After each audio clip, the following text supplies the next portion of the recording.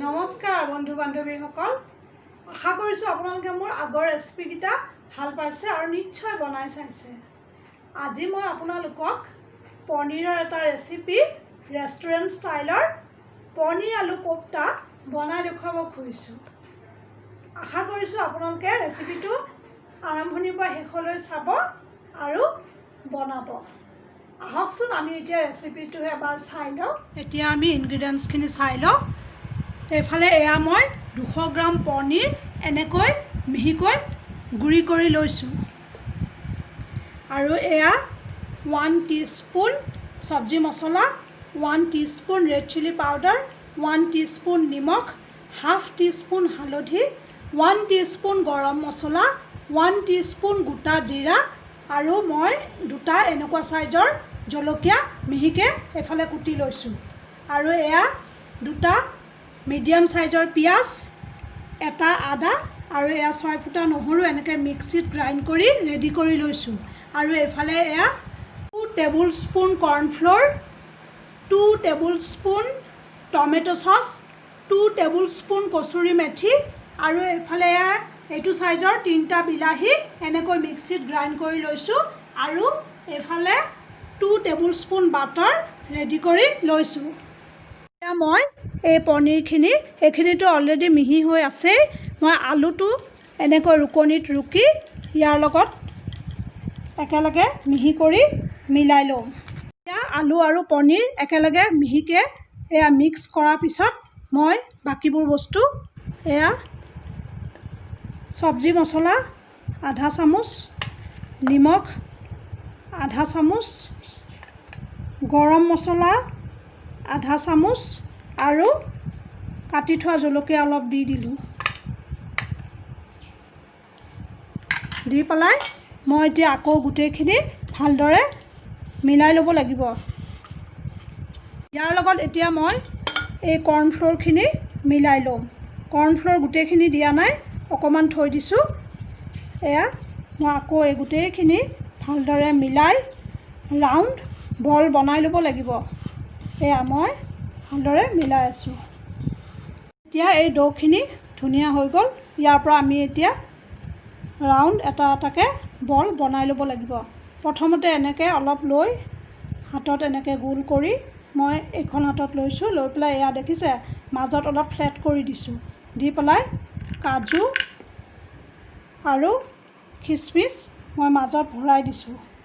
ভৰাই পেলাই এইটো আকৌ এনেকৈ ধুনীয়াকৈ ফিল আপ কৰি ভালদৰে আকৌ গোল কৰি এয়া চাওক ধুনীয়াকৈ বনাই দিছোঁ। বলটো আমি চাব লাগিব যাতে ক'তো ক্ৰেক নহয়, কিয়নো ক্ৰেক হ'লে এইটো যেতিয়া আমি তেলত দিম তেতিয়া ভাঙি যাব। সেইকাৰণে আমি এবাৰ এই বলটো অলপ যে কৰ্ণফ্ল'ৰ থৈছিলোঁ তাতে মিলাই দিম। মিলাই দি আকৌ ধুনীয়াকৈ ৰাউণ্ড কৰি এয়া চাওক ইমান ধুনীয়া হৈছে দেখিছে। ইয়াত ক'তো ক্ৰেক অলপো হোৱা নাই। এয়া চাওক মই এইটো বনাই ইয়াত থলোঁ। এয়া চাওক এনেকৈ মই গোটেইকেইটা বল ধুনীয়াকৈ ৰেডি কৰি ল'লোঁ। এতিয়া আমি এইকেইটা ফ্ৰাই কৰিম। এখন কেৰাহীত তেল এনেদৰে ভালদৰে গৰম হোৱাৰ পিছত মই বলবোৰ এটা এটাকৈ দি দিম। মই গেছটো হাই ফ্লেমত থৈছিলোঁ, এতিয়া একদম ল' ফ্লেমত থলোঁ। থৈ পেলাই বলবোৰ এটা এটাকৈ লাহে লাহে তেলত ডুবাই এয়া দি দিছোঁ। এয়া গোটেইখিনি দিয়াৰ পিছত মই ফ্লেমটো মিডিয়ামলৈ আনিলোঁ। আনি পেলাই এইখিনি 1 মিনিট সময় এটা ছাইডে ভাজি থাকিম। 1 মিনিট পিছত লাহেকৈ লুটিয়াই আমি হুইচেল মাৰি খাব লাগিব। এয়া চাওক অলপ অলপ ব্ৰাউন হৈছে। মই লাহে লাহে ছাইডবোৰ চেঞ্জ কৰি দিছোঁ। এতিয়া এই 3 মিনিট সময় ভজাৰ পিছত মই ফ্লেমটো একদম ল' কৰিলোঁ।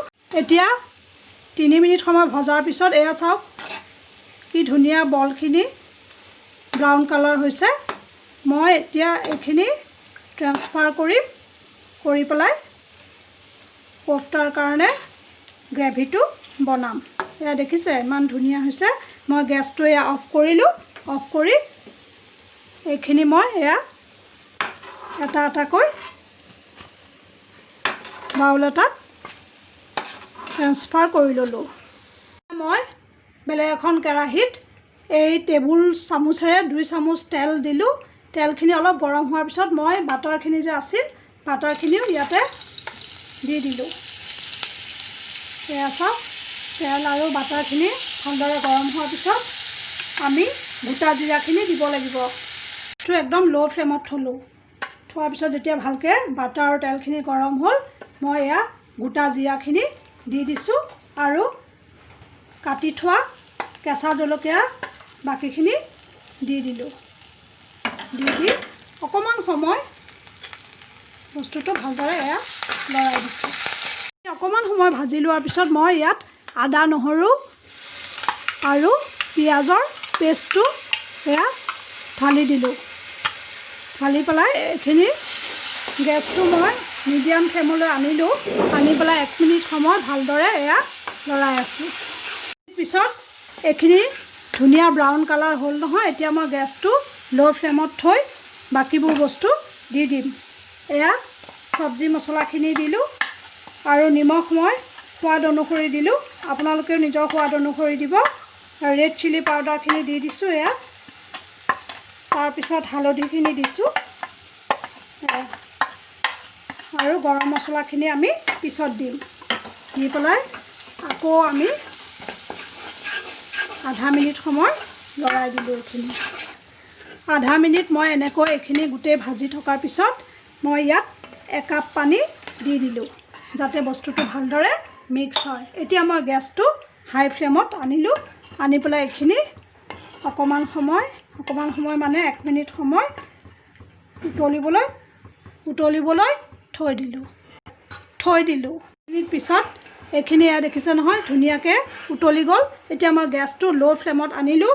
আনি পেলাই এই টমেটো পিউৰিখিনি এয়া বাকি দিলোঁ।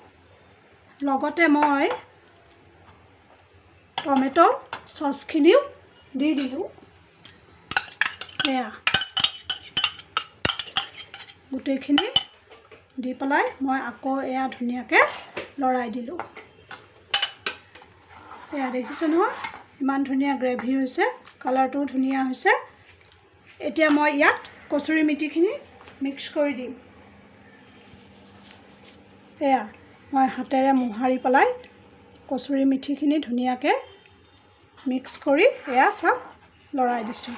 গেছটো মিডিয়াম ফ্লেমলৈ আনিলোঁ। আনি পেলাই মই এইখিনি 2 মিনিট সময় উতলিবলৈ দিম। আপোনালোকে এইখিনি যদি আৰু বেছি গ্ৰেভি কৰিব খোজে তেতিয়াহ'লে পানীৰ পৰিমাণটো অলপ বেছিকৈ দিব।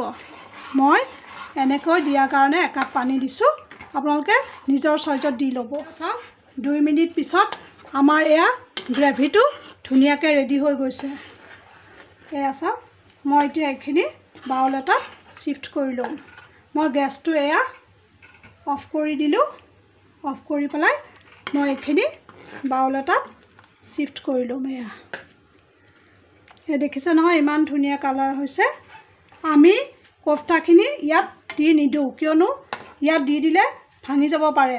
সেইকাৰণে আমি এইখিনি গ্ৰেভিখিনি লৈ গৈ কোফটাৰ ওপৰত ধুনীয়াকৈ দি দিম। চাওক মই কোফটাখিনি ইয়াত থৈছিলোঁ নহয়। এতিয়া মই গ্ৰেভিখিনি আনি ইয়াৰ ওপৰত ধুনীয়াকৈ এনেকৈ বাকি দিম। এয়া দেখিছে, এয়া কোফটাখিনি যাতে ভালদৰে ইয়াতে সোমাই যায় সেইটো আমি চাব লাগিব। এয়া দেখিছে ইমান ধুনীয়া কোফটা কাৰী হৈছে। এয়া চাওক টেষ্টি ইয়ামি ইমান ধুনীয়া হৈছে। এয়া পনীৰ কোফটা কাৰী। আশা কৰোঁ আপোনালোকে এইটো চাই ভাল পাইছে আৰু নিশ্চয় বনাই চাব, কিয়নো এইটো ঘৰৰ সৰুৰে পৰা ডাঙৰলৈকে সকলোৱে খুব পচন্দ কৰে। বান্ধৱীসকল আজিৰ ৰেচিপিটো ইমানেই। আশা কৰিছোঁ আপোনালোকে নিশ্চয় ভাল পাইছে চাই আৰু বনাব। মই আশা কৰোঁ ঘৰৰ সকলোৱে এইটো ৰেচিপি ভাল পাব। আপোনালোকে বনাই কেনে পালে, ঘৰৰ সকলোৱে খাই কেনে পালে সকলোবোৰ মোক জনাবলৈ নাপাহৰিব।